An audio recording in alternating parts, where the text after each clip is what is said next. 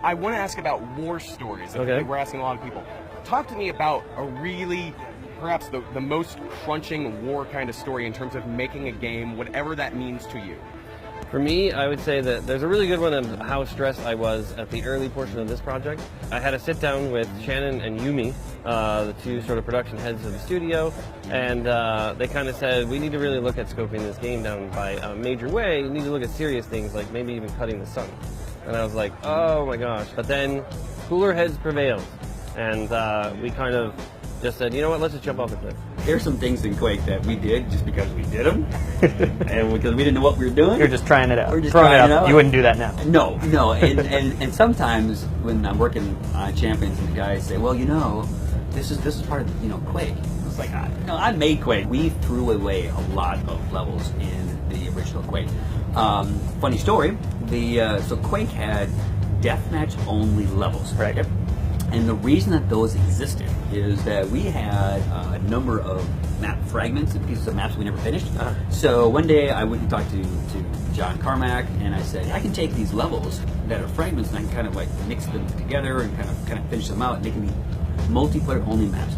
And actually both Johns told me at the time that was the stupidest idea they had ever heard. Your game developer is really pushing yourself. You're constantly running into roadblocks. And I think what makes a good developer great and a great developer awesome is that the team rallies around a roadblock because there's another opportunity. That's actually when some of the best stuff comes out. We put the challenge out to the team. Like, I'm up here talking about the game, but it's Insomniac to really deliver. It's our culture, it's our collaborative culture, and it's really stating a problem and being open to everybody in the studio contributing to it. So I think it's really about not having an ego about, you have to solve it yourself, and really leaning on your team, because there's a lot of smart people than me making this game. Honestly, writing Detroit's been really a nightmare. How so? And I was halfway into the script, and I really thought at some point that I could never make it. It became very complex, very quickly, and I remember spending 10 hours on my computer and not writing anything that I would keep, and that for weeks. Sometimes. Was there a breakthrough moment, something that inspired you to get out of it, or just in that one day? I don't know. I don't think there was one moment. I think that you work a little bit every day and you think you didn't write anything, but actually something happened in your brain, and yes, you made one step forward, and then the next day another step, and then one moment you turn back and say, I've done all this distance. I don't think there's a problem that cannot be solved. I think with the right energies, the right minds on it, and Naughty Dog, we hired the best from around the world. Naughty Dog is pretty flat hierarchy. A lot of our answers, a lot of insight comes from everywhere, right? So I think opening up the team, open up the mind base, if you will, the brain calorie count. Just throw people at it until someone gets it. Exactly, someone will find something. Accepting the fact that as a small business and someone who really wants to build a sustainable studio, there are challenges that I face that are often due to factors beyond my control. When your funding doesn't come through as you expected, or somebody that you're really leaning on doesn't follow through with their commitments and kind of bails on the team, it can really feel like you should have done better. So I think the thing that I've struggled with the most in more recent years hasn't been, well, I'm not really quite sure how to get everybody on the same page. It's been more like, I just really don't know what the answer is. What is the greatest challenge, technical or otherwise, you faced as a developer, and how'd you punch through it? Well, there are lots of ones of challenges that come to mind. I remember one of the most thorny ones was doing rendering on the original NES. Because what you have to do with a 3D model is you undraw it from the display, then move it a little bit, and then redraw it. But it was spending just as long undrawn as drawn. So it was horribly flickery. It's a pain from a tracking and what you have to hold in your head when you're doing it. Right. But actually it looks so much better. That was a challenge, and it was a challenge to make go fast.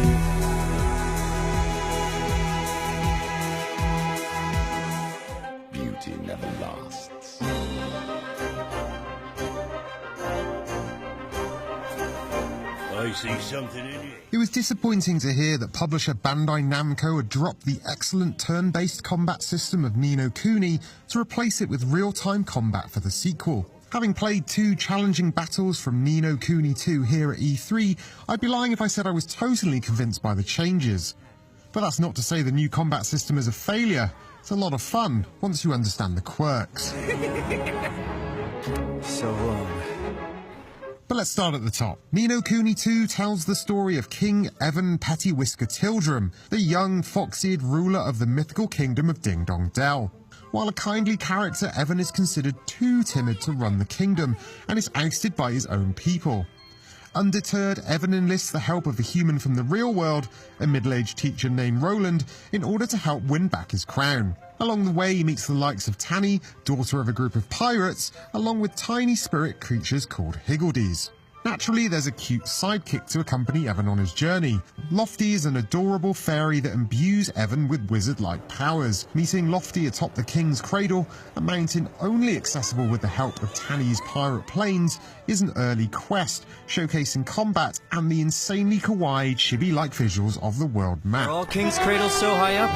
I suppose they need to be, because of the King's Wind. So, this is where we get our Kingmaker, huh?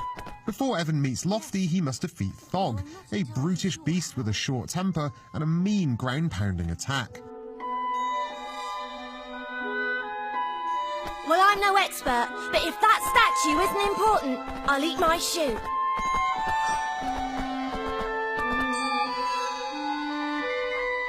Wanderer! Seekest... It's coming from the statue. I do! My name is Evan Pettiwhisker of the House of Tildrum.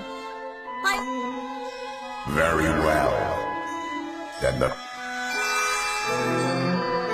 Go forth, Evan Pettiwhisker of the House.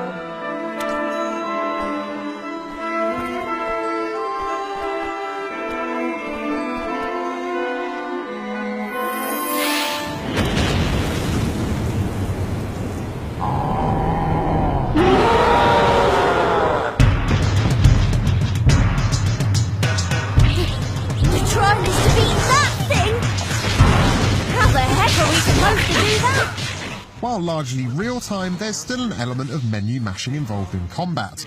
Square and triangle launch light and strong attacks, while holding down the right trigger brings up a choice of 4 special attacks and powers. These include a water attack, which requires a surprisingly precise aim to use, along with a pair of sword-swinging flurry attacks and a healing ability. All the while, Higgledies roam the combat area, launching elemental attacks, which are based on their colour.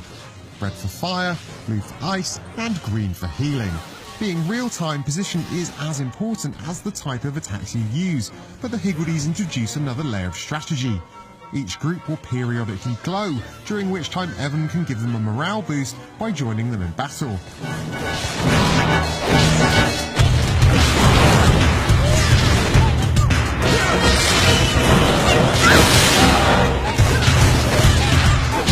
I'm counting on you!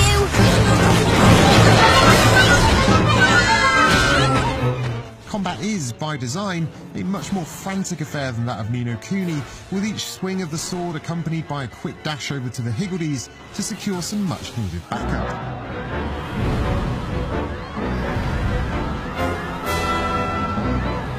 What is that? The Kingmaker, Longfang! He doesn't look happy.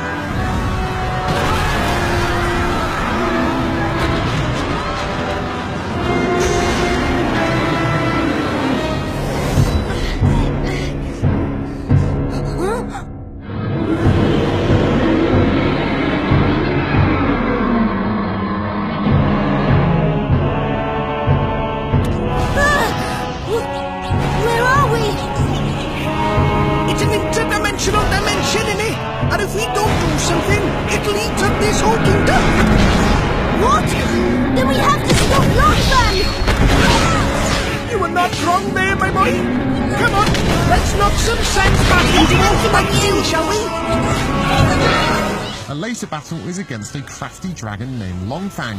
Longfang is a far more challenging opponent than Thog, with a devastating fire-breathing attack that pummels Evan's party. Here, the positional nature of real-time combat comes to the fore, with Evan needing to avoid falling boulders and blasts of fire while maintaining a steady stream of attacks. Careful, Mum! I'm counting on you!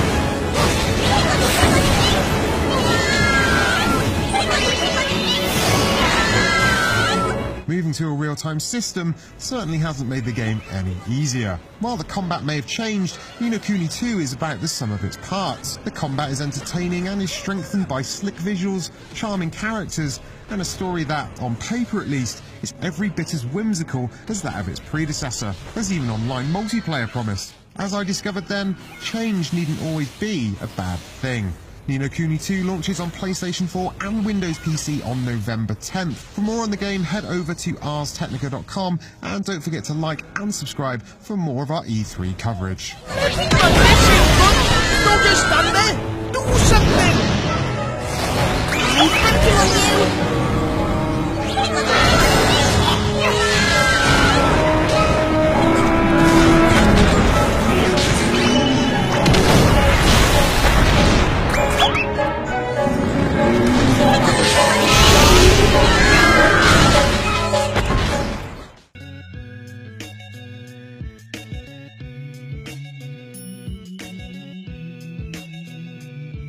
Hey everybody, Sam Miskovich here from Ars Technica with Lee Hutchinson.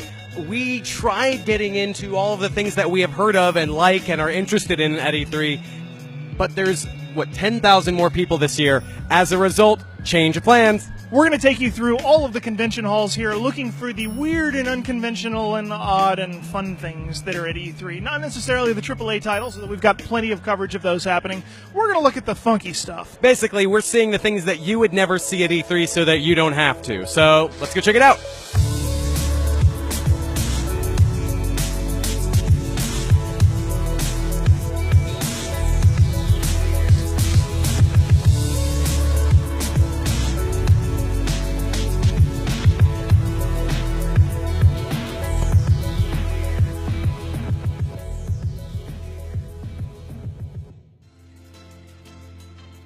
Lee, I gotta ask, what's the one thing that you were hoping would make you look a little less silly in virtual reality? Oh, I was thinking if we could do something like this, I would look absolutely unsilly. Completely non-silly at all. That looks absolutely dignified.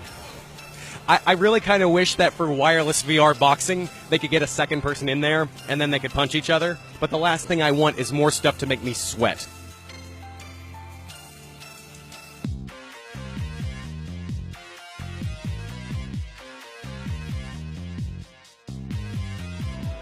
So, Sam, we're standing in front of this Data East sign here, and I have to ask you, are you a bad enough dude to save the president? Not this year.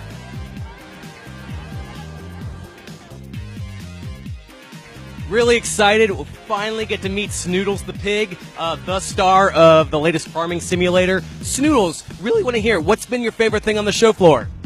I am shocked. I would have never thought that you had said virtual reality porn, but you know, different strokes for different pigs.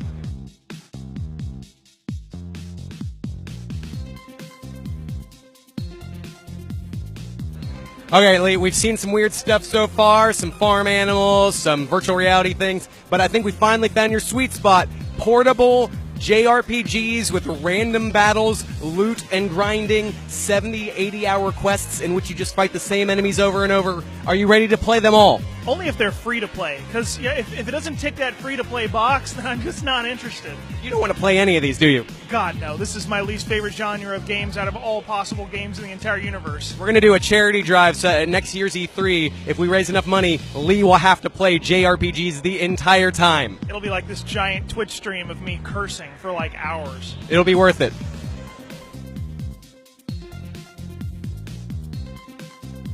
All right, we are here at the hottest accessory maker booth that we have never heard of, and it is smothered in the most hilarious, not from any video game, but seems like they're from video game characters. What do we have here, Lee? Well, so this one is from Big Animal Hunting 7. This is Cigarette Lighter Simulator. That's Space Nathan Drake, all of which will be coming soon and will be awesome. I can't wait to play those on my Nyko Play Partner Station Center 5.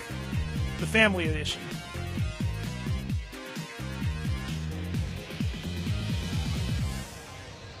Oh, I didn't see you there. Just hanging out at E3 in my favorite new comfortable chair. The USA Special Edition DX Racer chair comes in blue vinyl with white and red accents. Sam Miskovich not included. Here we are. So, Sam, are you ready? I don't know if I'm ready. I'm apparently a passenger in your crazy joyride. Here we go. I mean, I think as soon as this thing turns green, there we go. All right, so this isn't so bad. Here we are. We're taking off from the starting line. We're in these like GT class cars here, and we're gonna kind of come up on the first turn here. I am very good at car. Yeah, you know what? This is not happening. So some weird things there, some rumbling, some pigs. Not as much VR porn as I expected. None. Maybe next year. But for more of the games we really liked, and more of the games that you're asking about and wondering how good they are that we got to go hands-on on, keep it tuned to Ars Technica. Liking and subscribing will get you more of our content, so stay tuned. Let's go into this incredible fray of madness. Thanks, guys. We're out of here.